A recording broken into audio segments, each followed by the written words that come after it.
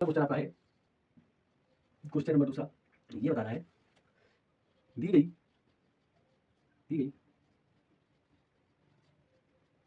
संख्याओं में से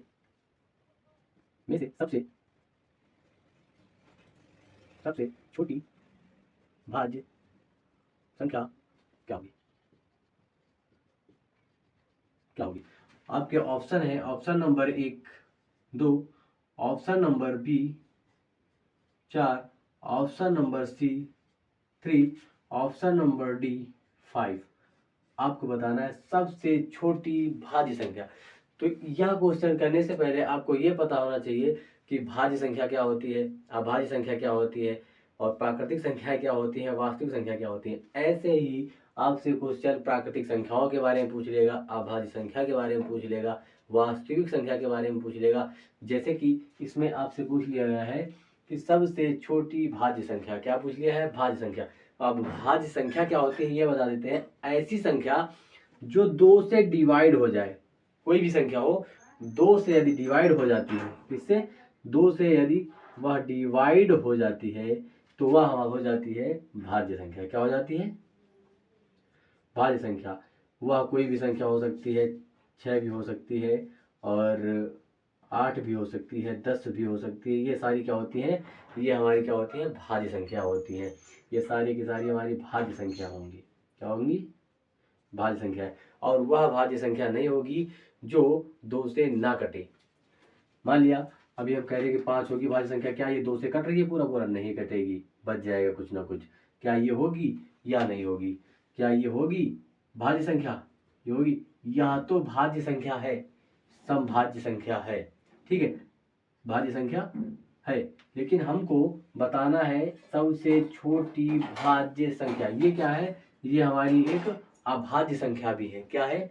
यह एक अभाज्य संख्या भी है। अभाज्य संख्या क्या होती है यहीं पे आपको बता देते हैं, यहीं पे आपको बता देते हैं। ये भाज्य संख्या की बात थी और ये अभाज्य संख्या। अभाज्य संख्या, अभाज्य संख्या की कंडीशन होती है कि वह स्वयं से ही कटेगी, स्वयं से ही कटेगी और किसी से नहीं कटेगी। उसका या तो गुणनखंड 1 होगा या वह स्वयं की संख्या होगी। देखिए अभाज्य संख्या आपको मान लिया कि हमने 2 मान लिया अभाज्य संख्या, या किससे कटेगी? या तो 1 से कट जाएगी या तो 2 से कटेगी। कितना? 2 1 कम 2, कितना आएगा? 2। 1 से काटेंगे 2, इतना ही आएगा। मान लिया यह हमने ये हो गई हमारी अभाज्य संख्या। अगर हम कहते कि 4 अभाज्य संख्या है तो क्या इसके 2 ही फैक्टर होंगे? जैसे इसके 2 फैक्टर हुए हैं, अभाज्य संख्या के 2 ही फैक्टर होते हैं, क्या इसके 2 फैक्टर होंगे? नहीं। देखो यहाँ क्या होगा, 1 तो होगा, 1 से 4 हो जाएगा, 1 का 2 से 2 से हो जाएगा, और कितने हो जाएगा? 1 ये जोड़ा, सॉरी 1 ये फैक्टर, 1 ये 2 यहाँ हो गए, ये 3 ये 4। यहाँ पे कितने फैक्टर हो गए? 4। हमें कितने चाहिए? सिर्फ 2 फैक्टर होने चाहिए। कितने होने चाहिए? सिर्फ 2 फैक्टर होने चाहिए। क्या ये अभाज्य संख्या है? नहीं है, ठीक है। इसमें इसको हम सबसे छोटी भाज्य संख्या क्यों नहीं मानेंगे? क्योंकि यह अभाज्य संख्या भी है। क्या है ये? अभाज्य संख्या भी है।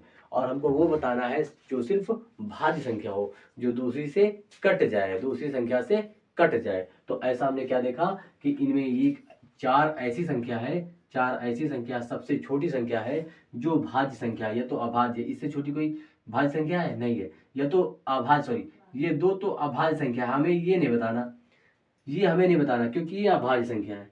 हमें बताना है सबसे छोटी भाज्य संख्या। अब आप लोगों में से कोई ये भी होगा कि ये तो सम है, ये भाज्य भी है और अभाज्य भी है, तो ये और ये हम कंफ्यूज नहीं हो जाएंगे? तो भाई कंफ्यूज क्यों होंगे? ये बता रहे हैं आपको साफ साफ, ये अभाज्य संख्या है, 2 अभाज्य संख्या है। क्या ये 4 अभाज्य संख्या है? जब अभाज्य संख्या नहीं है और यह संख्या भाज्य है, हमें अभाज्य के बारे में कुछ नहीं बताना है। किसके बारे में बताना है? भाज्य के बारे में। जब भाज्य के बारे में बताना है तो हम इसी के पास जाएंगे डायरेक्ट ही। ये हमारी सबसे छोटी संख्या ऐसी है जो भाज्य संख्या है, ना कि अभाज्य संख्या है। तो हम बता देंगे जो ऑप्शन नंबर डी है, ऑप्शन नंबर बी है, ये हमारा राइट हो जाएगा। आपको समझ में आया? ये भाज्य और अभाज्य में अंतर क्या होता है? ये अंतर होता है, ठीक है। अभाज्य संख्या के हमेशा 2 ही फैक्टर होंगे। मान लिया अभाज्य संख्या हमने कह दिया ये 3 है, जैसे ये 3 है, 3 है तो 3 के यहाँ 2 फैक्टर होंगे। एक तो एक अपने आप में होगा, एक तो खुद ही संख्या हो जाएगी। इसके अलावा क्या इसके फैक्टर कर सकते? नहीं कर सकते। ऐसे ही 5 भी हो जाएगी।